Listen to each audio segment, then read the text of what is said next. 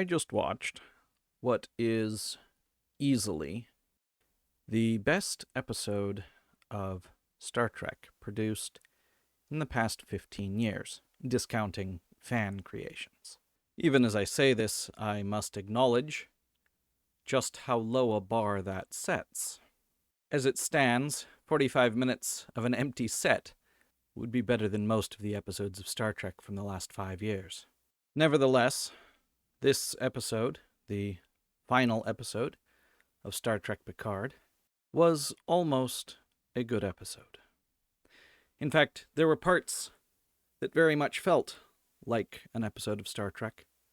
If this was the quality we had seen at the beginning, I'd be eager for more. I think I was correct when I said that they had an epic set piece that they wanted to get to, and the entire rest of the series, the entire rest of this season at least, was trying to get the pieces in place to make it make sense. On that count, they failed. Certainly they failed to put the pieces in place in a coherent and entertaining way. But if we ignore the lead-up, if we start as though this were a one-off movie with the highlights of the previous dozen or so episodes that tie into this, presented in a short format or a title screen scrawl, taken entirely on its own, this episode is passable. It fails to stick the landing. There are large continuity problems that don't get resolved. And in the resolution, when they are, as we were told they would, saying farewell, they simultaneously fail to provide the closure they seek, and they stay too long. It both rushes out the door and overstays its welcome. The crux of the show, the action of the episode, is done at the 40-minute mark, and they spend 10 minutes resolving all the plot lines. Except they don't. The Romulan lady from the first episode, yeah, we never see or hear from her again, which is fine. It's not like she's an important character. But you have that whole set of questions about the resolution to Frontier Day that's simply ignored, swallowed up in a 1-year time skip. The result is, with the exception of the farewell to the core cast, each bit lingers just a little too long. Now, when the usual suspects were pitching this season to us, they said that it would be the last, and in a sense it certainly is. Whatever comes out next won't be called Picard. But I think they were disingenuous in how they phrased that. You would think, if I told you that, oh, this is going to be the last, this is the farewell to these characters, you would think that the body count would be non-zero. They were more than willing to kill off minor characters, ones they brought in for a cameo or for part of one episode, Ro Laren, Admiral Shelby, and so on. And I don't think it would have made it better to kill off members of the main cast. But the way it was marketed by at least some of the reviewers made you think that they were going to. And the scene where Worf gets shot, 3 times by a Borg drone? Yes, it's reasonable to think, between whatever armor he might be wearing and the dilapidated condition of the drones, fine, it's survivable. But it is a little jarring in the moment. Overall, it makes for a far better episode than we have seen previously, despite the minor issues within the episode taken alone. Unfortunately, this episode cannot be taken alone. It is the last piece of a much larger tapestry. The last piece? Well, the latest piece. Unfortunately, this is but the latest piece in a much larger tapestry, and given the bad reboot extension. I doubt it will be the end of it.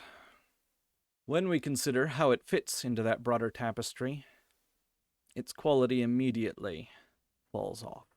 You see, the main protagonist here is the Borg Queen from First Contact. You remember her. She dies in the Enterprise E engine room when Data springs a coolant leak. Once again, that bit about Data being unwilling to kill, that was certainly not the case when it came to Borg drones, or the Borg Queen. But somehow she and her whole cube survived floating at the edge of space. I will admit I was wrong. In episode 9's review, I said that it looked, because we only saw the Queen from behind, like they had brought in the actress that became the Borg Queen in that weird acid trip of Season 2 of Picard. No, instead, the Borg Queen is a CGI monstrosity sitting squarely in the uncanny valley, voiced by the original actress from First Contact. It is clear that they mean to imply that she somehow survived the events of First Contact. Setting that degree of continuity issue aside doesn't improve the situation overall. Because within the season itself, there are similarly egregious continuity issues. From as simple as not remembering that they have a functioning tractor beam, to completely forgetting that Picard was supposed to rendezvous with his friend, with his housekeeper, to not remembering that they have the ability to vent the bridge into space. Yes, it would kill the drones on the bridge, but it would also kill the command crew as they were trying to retake the bridge. The loss of one ship, the loss of a few drones would matter not at all to the collective, but it seems that was a party trick, only ever usable once in the season. And that's before considering that Captain Shaw said that Hansen had the ability to blow the turbo lift on the way up. It's an obvious intrusion countermeasure to be able to take control of any turbo lift. In truth, you would be rather foolish to use a turbo lift on a ship not under your control, because the possibilities for sidelining you are nearly endless. You have other issues, like a handful of humans and some aliens managing to overpower the door to the transporter room. Let us assume that the doors can be forced open that way. There is even some advantage to that in the event that you have a ship that is crippled and unable to open its own doors. But they didn't put a force field over it. They didn't put a force field in the hallway. They didn't use the transporters while they were still on the transporter pad to redirect them into the brig. Once again, the writers wanted the Borg to be retaking the bridge at the climax of the episode. And well, I believe this was an honest attempt to do it well. We see the absolute limit of their capabilities here. Taken alone and considered against the entirety of the Star Trek canon, this episode would come in somewhere in the middle of the pack. There are good moments.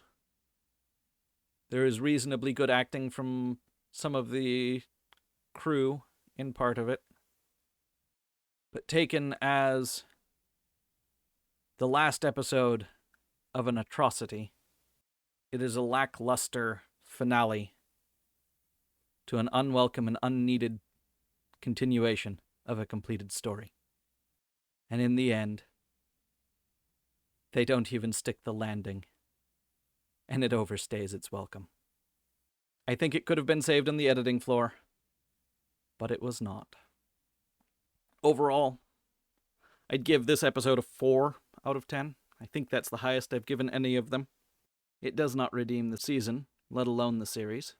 It's not the worst show on television, sitting at a solid 1 out of 10. 1.5 if your nostalgia goggles are particularly thick.